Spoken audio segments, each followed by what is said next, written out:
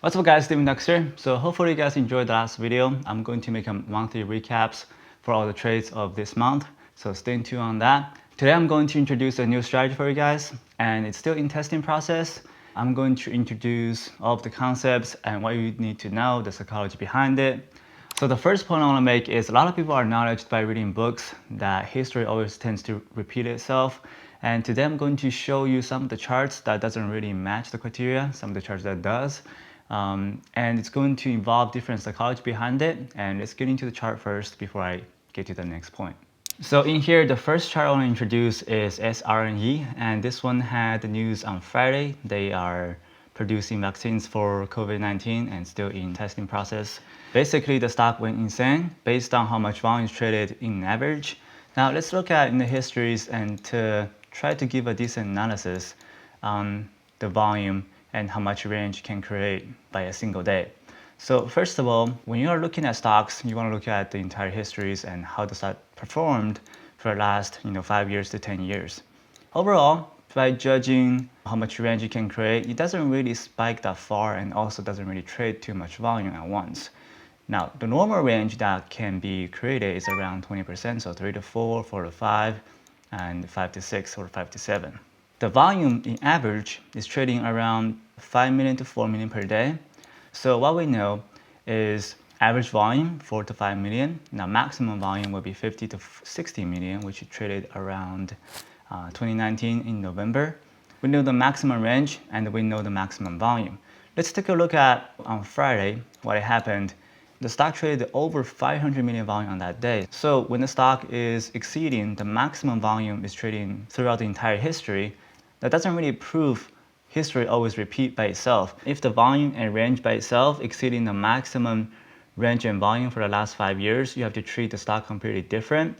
So in this case, when you treat the stocks, you can't really use the historical data to make a judgment or to make a trade on SRNE. So after this, let's relate to how much volume that can typically trade in one day in the mid caps. When you track statistics, you always want to track the maximum volume can be traded in one day, especially in certain market cap zones. Now, we talked about market cap zones about a week or a month ago. We separate different market cap into different zones, 10 million to 100 million, 100 million to 500 million, 500 million to 1 billion, and billion or above.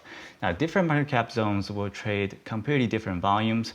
And when you separate them into different zones, let's say SRNE is between 400 million to 1 billion. So the market cap is on zone 3, which the average volume can be traded or the maximum volume can be traded is around 100 million to 150 million.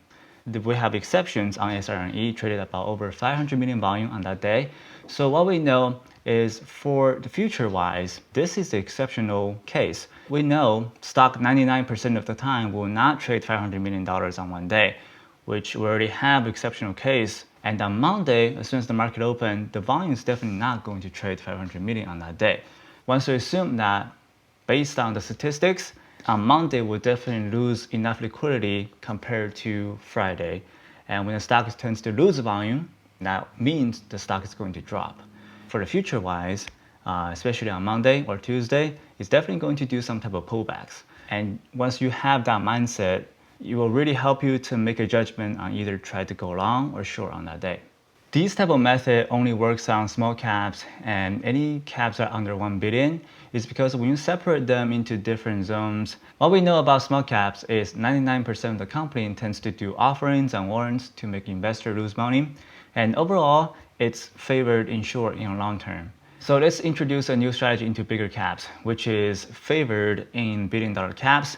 Now, all these bigger companies tends to have tighter range and they don't really do offerings and warrants is because they do have enough liquidities. They have good fundamentals to support the companies. Based off that, we can use the average volume and the average volatility to create a brand new strategy that could take advantage of billion-dollar caps. Now let's look at much bigger cap companies. Now when we look at a 10-year histories of how much volume is being traded per day, and you can kind of tell the average volume on the day is around 14 million to 20 million. Since we're in COVID and it's affecting, people are working, and these type of events are called incident. Now, when we're looking at average day trading volume and how much range it created by itself, what we see is you can see maybe a $5 bouncing range or $5 increase per day. So when we put that into statistics, average volume will be 20 million, average increment of bouncing back and forth will be $5, which is around 1% to 2%. When we're looking at a chart, most of the time that stock is trading within that range and is trading around the same volume per day. If the stock exceeds the maximum range and the maximum volume on the day, we can use that to either dip buy or short sell. Let's say the stock increased $7 to maybe $20 per day, right? And we know the average increase on one day will be $5. So we can use that average percentage to short into that day is because it's bouncing above that average percentage. Same thing we can use for dip buy. If the stock pulls back way too much, average pullback will be around $7 to $5. It pulled back $20 per share. Then we can use that concept to dip buy. So I'm still testing the strategies, and you need to find the really stable stocks that performs average range and with average volume. And if it exceeds the average range and volume, you can short or you can dip buy. So the only disadvantage of this strategy is you need to make a lot of trades. That's number one. So the commission will be a number one problem. Second will be some of the shares are hard to borrow, so you need a decent brokerage. Most of the brokerage that have hard to borrow shares are very difficult to get the cheap shares. In this case, you are making a lot of trades and borrowing a lot of shares. So I'm not sure if it's worth it or not to really make that many trades per day. If you can code a potential algo by using this average bouncing strategies, I would say it can probably work as long as you have a very good stop. And this strategy cannot be used in small caps. So let's go into all of the points that we talked about. First of all, this type of strategy doesn't really work on small caps is because companies tend to do offerings and warrants, and they tend to trap a lot of backholders, and they don't really produce enough volume. So small caps are out of the way. So the second point I want to make is if the volume exceeds the average volume, average liquidities, and the average range as well. When you look at the historical charts, if the current day volume and liquidities and range exceed the normal range and volume, and you cannot really use the historical data to judge that intraday actions. And this type of method can be used in small caps and bigger caps as well. So the last point will be all of the data you can track. If you are beginners, I will suggest, as I said, separate market caps into different zones and track the average volume can be traded in one day and the maximum volume on one day as well. So you will know some of the volume are exceptional, some of the volume are in average, and you can use that to predict if the stock is going to turn into bearish or bullish in the next day.